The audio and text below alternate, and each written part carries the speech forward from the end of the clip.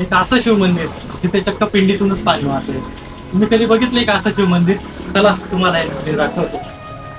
इथे जर तुम्ही बघितलं ना तर या पिंडीतून पाणी येत आहे आणि हे पाणी एक दिवस नाही तर 12 महिने आणि 24 तास यातून पाणी वाहत असतं.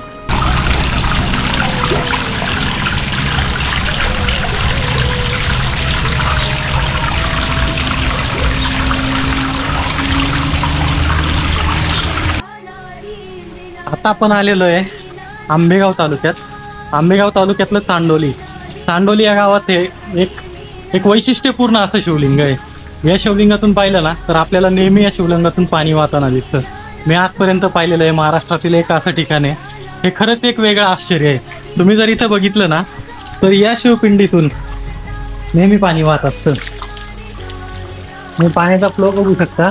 आणि हे ठिकाण जर आपण पाहिलं आता इथे एका खूप वेगळ्या अशा ठिकाणी, असं नाही की इथे खूप जास्त पाणवठा आहे किंवा काय आहे. एक खडकांच्या मध्ये असलेलं ठिकाण आहे. सगळ्या बाजूंनी पाहिलं तर सगळीकडून खडक आहे आणि त्या खडकांच्या मध्ये आहे ते हे शिव मंदिर. आणि याच्यातून हा पाण्याचा प्रवाह नेहमी वाहत असतोय. इथे हे पाणी पडतं असं तिकडे पुढे जातंय. तर हा जो समोरचा रस्ता आहे हा रस्ता येतो मंचरच्या बाजूने आणि हा असाच पुढे जातो. मंचर पासून चांडोलीच्या थोडंसं पुढं आलं की आपल्याला इकडच्या बाजूला दिसतं ते मंदिर. खूप निसर्गरम्य अशा ठिकाणी मंदिर आहे. त्याच्याला पाहिलं तर मंदिराच्या इकडून हा एक ओढा वाहतोय आणि इथे खूप सुंदर असं मंदिर.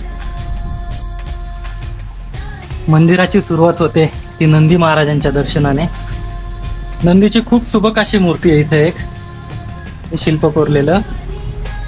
त्यानंतर पुढे आल्यानंतर हे एक कासवाचं शिल्प आहे आणि त्याच्या पुढे आहे ही शिवपिंड. त्याच्यातून पाणी वाहतंय.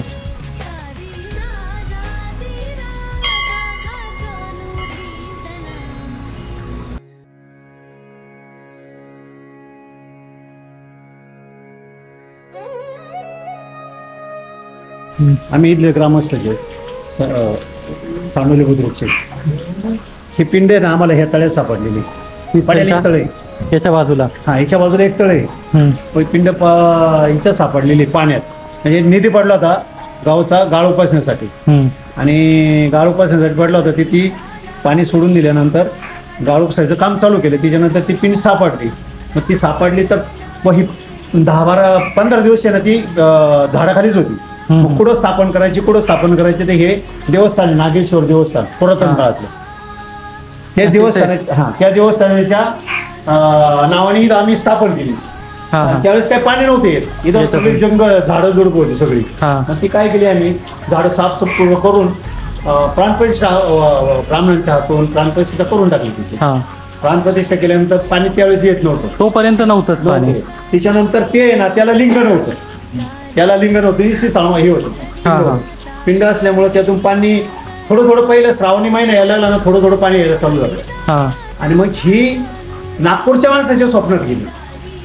नागपूरच्या त्या माणसांनी ना 6 महिने त्यांना इथं यायला फक्त पिंड त्यांना काय सांगितलं फक्त पिंडीतून पाणी येते. गाव नाही काय नाही. पिंडीतून पाणी येते ते शुद्धी गोदावरी इकडे तिकडे हिडले. पुण्यात आले. पुण्यातून खेडची चांडोली तिथून इथं आल्यावर त्यांना कळलं का बाबा अशाने असं आहे. मग त्यांनी 3 दिवस इथं मुक्काम केला. ते म्हणले बाबा देवाने दृष्टांत दिले आम्हाला लिंग बनवायचे. त्यांनी ते लिंग बनवून आणलं. त्याच्यानंतर तो नंदी बनवून आणला. त्याच्यानंतर हाती शो बनवून आणला 15 होता 51 किलोचा. आणि मग हे पॉप्युलर होत चाललं. म्हणजे जसं पाणी वाढत चाललं पॉप्युलर देव कोणाला तरी कशा तरी याच्यातून देतो. बरोबर. कोणत्या बुद्धीतून देणार आहे. तर ते येतात दरवर्षी श्रावणी सोमवार येतात शिवरात्रीला येतात सगळ्या गोष्टी. आणि मग ते ह्या काळात मध्यंतरीच्या काळात कोरोना आला होता. त्या काळात लोकांनी इथून सोबोशीने पाणी नेलं. बरी व्हायला लागली पाणी पिल्यानंतर. लोकांचा विश्वास बसत चालला. असं लोक भीमाशंकरला जाऊन येतात. इथं लोकांना कळतात ही 10-1 वर्ष झालेली आहे देवस्थानाला. याची पॉप्युलर युट्यूबला किंवा फेसबुक किंवा दुसऱ्याच्या माध्यमातून याच्यातून प्रसार झाल्यामुळे लोक इथे येतात. त्यामुळे लोकांना हे आहे त्याबद्दल माहिती मिळाली. पण हे अद्भुत आहे असं, म्हणजे हे अद्भुत नाही, म्हणजे ते हे भेटलेले आहे आम्हाला. हा. पिंड इथं जागेवर नाही भेटली, पण पिंडी तळ्यात भेटलेली, तिची प्राण प्रतिष्ठा आम्ही इथं केली या देवाच्या नावाने. बरोबर. आणि त्याचं ते मग चालू झालं असे गंमत आहे. बरोबर आहे. तर मग थोडं पाणी कमी होतं, हा, म्हणजे फार बंद नाही होत, पूर्ण बंद कधीच होत नाही. होतच नाही कंटिन्यू. ज्यावेळेस 72चा दुष्काळ पडला ना, हा. त्यावेळेस हा आहे ना जवळजवळ आमच्या इथले जवळजवळ आहे ना 20-25 गाव आहे ना, इथून पाणी घेऊन जातो. ठीक आहे. म्हणजे ते पाणी ना कंटिन्यू जिवंत आहे, पण त्या पाण्याचा आणि याचा संबंध नाही. ते पाणी ऑलरेडी ते खोल आहे, बरोबर आहे. याचा पाण्याचा फ्लो बरोबर. ते काय आपण त्यातून तो देणार आहे. जसा ऋतू बदलतो तसं त्या पाण्याचा प्रवाह पण कमी जास्त कमी जास्त होतोय. होतो. की समजा बरोबर. ते काय आता, आणि हे ओपन आहे ना, हो. आता असं नाही का 24 तास इथं लाईट आहे बुवा, ती कंटिन्यू तर इथं लोड शेडिंग आहे असं काही नाही. कोणी येते कोणी दर्शन घेते, काय हे नाही. बरोबर. त्याची लीला आहे, त्या लिलेनीच आपण पुढे जायचे. बरोबर आहे. आम्ही फक्त एक सेवा करतोय. बरोबर एक आहे. आपल्या हातून सेवा व्हावी, किंवा आमच्या आजूबाजूला आमचा परिसर आहे जमिनी, म्हणून आम्ही ग्रामस्थ त्याची हे देखभाल करतोय. बरोबर. वाली गणपतीची. आणि ही नागेश्वरी. ओके. हा. म्हणजे पिता पुत्र सोबतच. हो. मंदिराजवळच एका बाजूला छोटासा तळा बनवलेला आहे, आणि या तळ्यात जर बघितले तर कमळ पुष्प उगवलेले आहेत खूप सारे. आता हे पूर्ण बॅरिगेटिंग केलेलं आहे. त्या बॅरिगेटिंगमुळं आपल्याला आतमध्ये पाहता येत नाहीये, तरी पण इथून तुम्ही बघू शकता. हा परिसर जरी बघितला तुम्ही तर एवढा निसर्गरम्य आहे ना. हा असा इकडून जाणारा रस्ता, इथून पायऱ्या बनवलेल्या आहेत. इथं आल्यानंतर इथे नंदी महाराज, इथे जी बनवलेली आहे ती शिवपिंड. इकडच्या बाजूला बघितलं तर हे तळं आहे. या तळ्यामध्ये खूप सारे कमळ उगवलेले आहेत, आणि इथं जुनं नागेश्वराचं मंदिर. ठीक आहे.